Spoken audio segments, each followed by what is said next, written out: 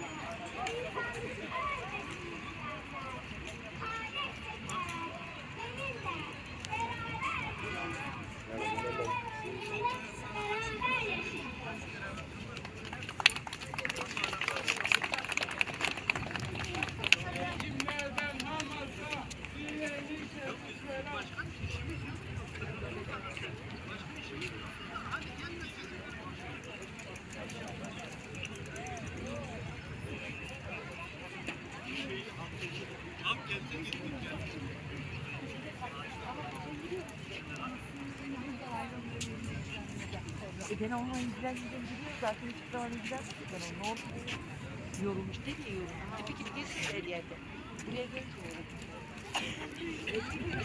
آمين. أعوذ بالله من الشيطان الرجيم. بسم الله الرحمن الرحيم. الحمد لله رب العالمين والعاقبة للمتقين ولا عدوان إلا على الظالمين والصلاة والسلام على رسولنا محمد وعلى آله وصحبه أجمعين. اللهم ربنا يا ربنا تقبل منا إنك أنت السميع العليم وتب علينا يا مولانا إنك أنت التواب الرحيم واهدنا وفقنا إلى حق وإلى طريق مستقيم ببركات القرآن العظيم. واعف عنا يا كريم واعف عنا يا رحيم واغفر لنا ذنوبنا بفضلك وجودك وكرمك يا أكرم الأكرمين ويا أرحم الراحمين. اللهم ربنا آتنا في الدنيا حسنة وفي الآخرة حسنة وقنا عذاب النار برحمتك يا أرحم الراحمين. رب اجعلني مقيم الصلاة ومن ذرية ربنا وتقبل دعاء. ربنا اغفر لي ولوالدي وللمؤمنين يوم يقوم الحساب برحمتك يا أرحم الراحمين. ربنا ولا تحملنا ما لا طاقة لنا به واعف عنا واغفر لنا وارحمنا أنت مولانا فانصرنا على القوم الكافرين فانصرنا على القوم المنافقين فانصرنا على القوم الفاسقين فانصرنا على القوم الظالمين. İlahi ya Rabbi, Esma-ül Hüsna'nın yüzü hürmetine, İsmi Azam'ın yüzü hürmetine, Habibin Muhammed Mustafa sallallahu aleyhi ve sellem yüzü hürmetine ya Rabbi, ümmeti Muhammed'e sahip gönder ya Rabbi, ümmeti Muhammed'e sahip gönder ya Rabbi, ümmeti Muhammed'e sahip gönder ya Rabbi. İlahi ya Rabbi, bizlerin de kusurlarımızı setreyle, günahlarımızı affeyle, son nefeste iman nasip ve müyesser eyle ya Rabbi.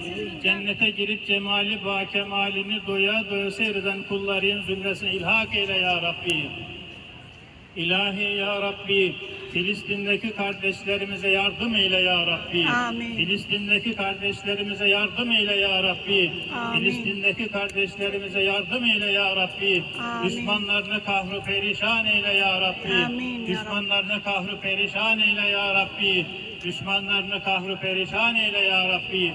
Amin. İlahi ya Rabbi, Filistin'deki şehitlerimize ve dünkü şehitlerimize, bütün şehitlerimize rahmetinle muamele eyle ya Rabbi. Amin. Rahmetinle muamele eyle ya Rabbi. كانت هذه حملة تضامن مع أخوتنا الفلسطينيين، الله يقويهم على الأعداء.